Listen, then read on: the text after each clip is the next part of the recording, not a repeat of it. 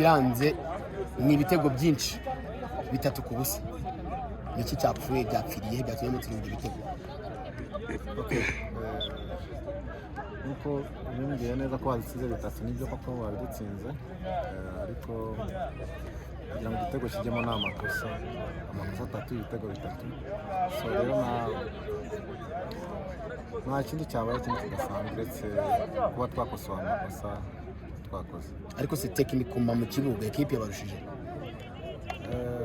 Ntabwo navuga ngo hari ibyo yaturuhije kuko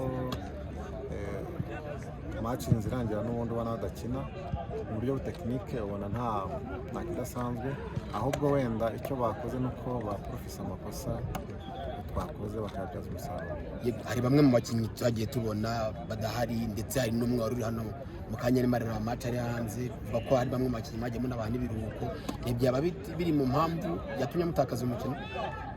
Okay, ubivuze neza ngo hari abakinnyi bamwe na bamwe badahari. Musanze FC ifite abakinnyi 29, umukinnyi udahari wese afite ikibazo cye yihariye. Hari abarwayi, ufite ibibazo bya famiye. So rero ntabwo dusinzwe kubera hari abakinnyi badahari, ahubwo dusinzwe kwa Musanze FC kuko n'ubundi abakinnye ntabwo bakinnye nabi, ndetse ko tunatsinzwe. Nyine ntabwo twabishyira ku muzigo w'abantu badahari, ahubwo twemera ko dutsinzwe kubera badukosora.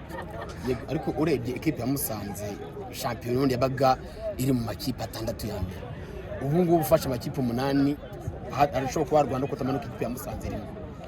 Umuntu yavuga ko faze ale yanjye Musanze byaragendeye gutera ko mufite umukino w'ikipe ya APR Football Club.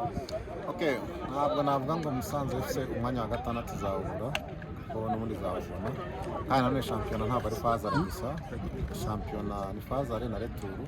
So rero kuba fazare tugendekeye nabi, twayitangiye nabi, ndetse tukina nabi cyane ku gitutu, ndakeka fazare retour tugomba kugira ibyo dukosora, dore ko dufite na match nyinshi mu bigo zigeze ku 9.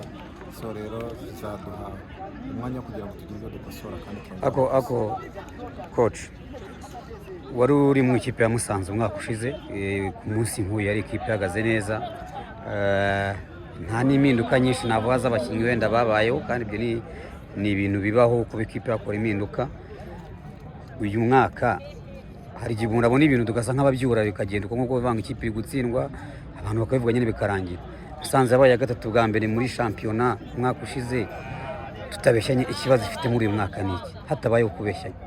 Okay, bivuze neza ngo twabaye ba 3, ariko bira n'amateka, nta fotokopi ya shampiyona ibaho. Niba warabaye wa 3 ku buryo waza ukongera kuba wa 3.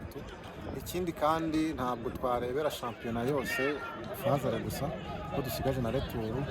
Ubivuze neza, ntabwo urugero ubu AS Kigali umwaka ushize yari yakangaye muri fazare, ariko fazare retour yaraje ikora comeback. So rero natwe ntabwo ari ibibazo dufite, nta bibazo twifitemo, muri make nta byacitse, dore ko unabivuze neza nta n'abakinnyi bashobora kuba barahindutse. So rero twemera ko n'umupira nawo ugira ibyawo, ariko ugendanye n'ibibazo byo nta kibazo kirimo.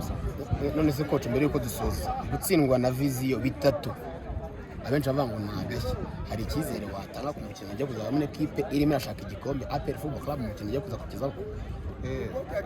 Ubivuze neza, nambaje ko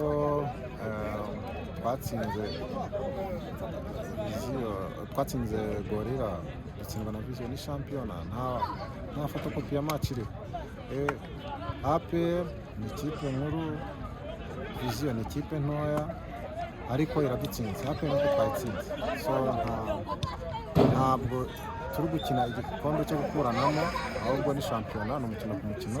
So ikigiye gukorwa ni ukugira ngo nibura dukosora amakosa twakoze, ndetse tunategure match ikurikiyeho kugira ngo nibura tubone resultat nziza. Wagira wenda icyo usuzanya abakozi bamusanze ko match APR yagira icyo Musanze yakora ikabona amanota 3 ikava muri aya makipe idasanga ibarizwamo. Hariya wenda nta utanga resultat ya match itaraba, ariko icyo nzi cyo hari nuko tugomba gushaka resultat positive. Bakoze cyane.